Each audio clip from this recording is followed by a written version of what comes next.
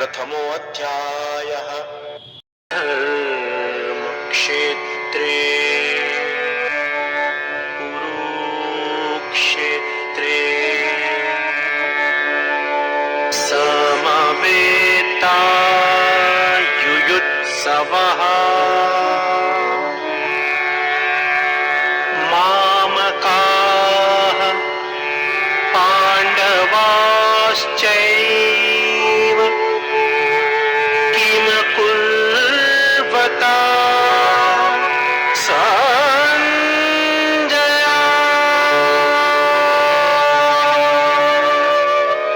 कुरुक्षेत्र की भूमि तैयार थी अब तक के सबसे बड़े धर्म युद्ध को जन्म देने के लिए। कुरु और पांडव सेना एक दूसरे के विरुद्ध युद्ध स्थल पर तैनात थीं। लेकिन महाभारत का बिगुल बजने से पहले नेत्रहीन धृतराष्ट्र अपने सचिव संजय से युद्ध स्थल की स्थिति के बारे में पूछते हैं। धृतराष्ट्र जानना चाहते थे कि युद्ध भूमि पर एकत्र हुए उसके पुत्र और पांडु पुत्र क्या कर रहे हैं। वो भली भांति जानते थे कि ये धर्म अधर्म के बीच होने वाली अब तक की सबसे बड़ी लड़ाई होगी। धृतराष्ट्र पांडु पुत्रों के साथ हुए अन्याय से भी परिचित थे, लेकिन अपने पुत्रों के मोह में वो और भी अंधे हो गए थे। वो नहीं चाहते थे कि युद्ध भूमि पर अब दोनों भाइयों के बीच किसी प्रकार का समझौता हो। लेकिन इस धर्म युद्ध को लड़ने के लिए स्वयं भगवान श्री कृष्ण पांडवों के साथ थे, जिसका डर धृतराष्ट्र को व्याकुल कर रहा था। वो जानते थे कि जहां श्री कृष्ण है वहीं धर्म की जीत होती है। अब तो बस अपने पुत्रों के भाग्य को लेकर आश्वस्त होना चाह रहे थे। दृष्ट्वा तु पाण्डवानीकम्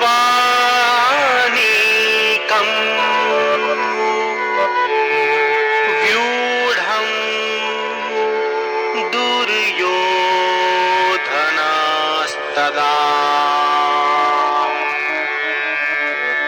आचार्यमुपसंगम्य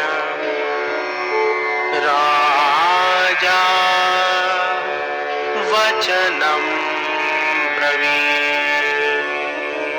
श्री व्यास का शिष्य होने के कारण संजय को उनकी कृपा से दिव्य दृष्टि प्राप्त थी, जिसके कारण वो धृतराष्ट्र के कमरे में होते हुए भी कुरुक्षेत्र की भूमि पर हो रही सारी घटना को देख सकते थे।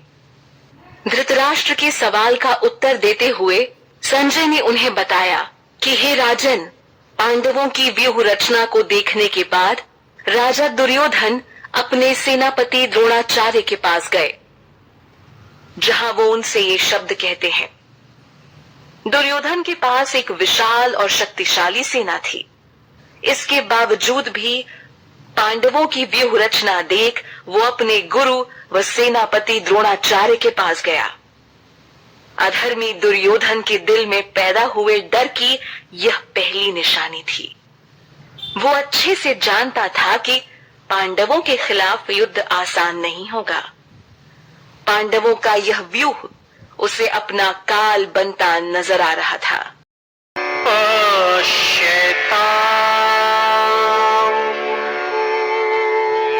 पाण्डुपुत्राणामाचार्य महतीं चमू व्यूढां द्रुपदपुत्रेण तव शिष्येण धीमता। पांडवों की व्यूह रचना के संदर्भ में दुर्योधन सेनापति द्रोणाचार्य को कहता है कि हे आचार्य, जरा पांडु पुत्रों की विशाल सेना को देखें, जिसे खुद द्रुपद के पुत्र धृष्टद्युम्न ने बड़ी कौशलता से तैयार किया है। ये कौशलता उसने खुद द्रोणाचार्य से ही सीखी थी, क्योंकि वो उनका शिष्य था। गुरु शिष्य रिश्ते के कारण ही द्रोणाचार्य ने धृष्टद्युम्न को पूर्ण युद्ध कौशल सिखाया था। युद्ध तो मूल रूप से पांडव और कौरव भाइयों के बीच था, लेकिन इस समय द्रुपद के पुत्र की बात छेड़ना भी दुर्योधन की एक चाल थी। वो द्रोणाचार्य को द्रुपद के साथ हुई एक राजनीतिक दुश्मनी की याद दिलाता है। इस दुश्मनी के बाद ही द्रुपद ने द्रोणाचार्य के विनाश के लिए बेटे धृष्टद्युम्न को अग्निकुंड से पाया था। यानी द्रुपद ने एक महान यज्ञ से धृष्टद्युम्न को प्राप्त किया था, जिसके द्वारा आगे चलकर द्रोणाचार्य का वध होना था। आज वही द्रुपद पुत्र पांडवों के साथ खड़ा है और पूरी बुद्धिमानी से उसने ये व्यूह रचना की है। इसीलिए जिसे न भेद पाने का डर दुर्योधन को सता रहा है, इसीलिए वो अपने गुरु को सचेत करने आया है। अत्र शूरा महेश्वासा भीमार्जुन समायुधि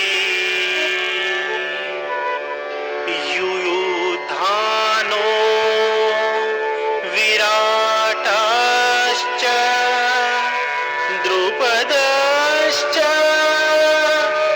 महारथः। पांडवों की व्यूह रचना के संदर्भ में दुर्योधन सेनापति द्रोणाचार्य को कहता है कि हे आचार्य, जरा पांडु पुत्रों की विशाल सेना को देखें, जिसे खुद द्रुपद के पुत्र धृष्टद्युम्न ने बड़ी कौशलता से तैयार किया है। ये कौशलता उसने खुद द्रोणाचार्य से ही सीखी थी, क्योंकि वो उनका शिष्य था।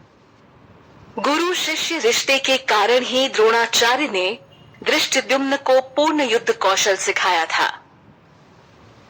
युद्ध तो मूल रूप से पांडव और कौरव भाइयों के बीच था, लेकिन इस समय द्रुपद के पुत्र की बात छेड़ना भी दुर्योधन की एक चाल थी। वो द्रोणाचार्य को द्रुपद के साथ हुई एक राजनीतिक दुश्मनी की याद दिलाता है। इस दुश्मनी के बाद ही द्रुपद ने द्रोणाचार्य के विनाश के लिए बेटे धृष्टद्युम्न को अग्निकुंड से पाया था। यानी द्रुपद ने एक महान यज्ञ से धृष्टद्युम्न को प्राप्त किया था, जिसके द्वारा आगे चलकर द्रोणाचार्य का वध होना था। आज वही द्रुपद पुत्र पांडवों के साथ खड़ा है और पूरी बुद्धिमानी से उसने ये व्यूह रचना की है। इसीलिए जिसे न भेद पाने का डर दुर्योधन को सता रहा है, इसीलिए वो अपने गुरु को सचेत करने आया है।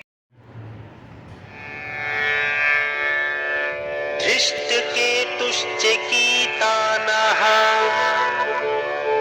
काशीराजश्च वीर्यवान् पुरुजित् कुन्तिभोजश्च शैव्यश्च नरपुण्डमः। दुर्योधन अपनी बात को जारी रखते हुए आगे कहता है कि युयुधान, विराट तथा द्रुपद के अलावा पांडव के दल में धृष्टकेतु, चेकितान, कशिराज, पुरुजित, कुंतिभोज तथा शैव्य जैसे महान योद्धा भी शामिल हैं। कहीं न कहीं वो अपने सेनापति को इन सब के प्रति सचेत करना चाह रहा है।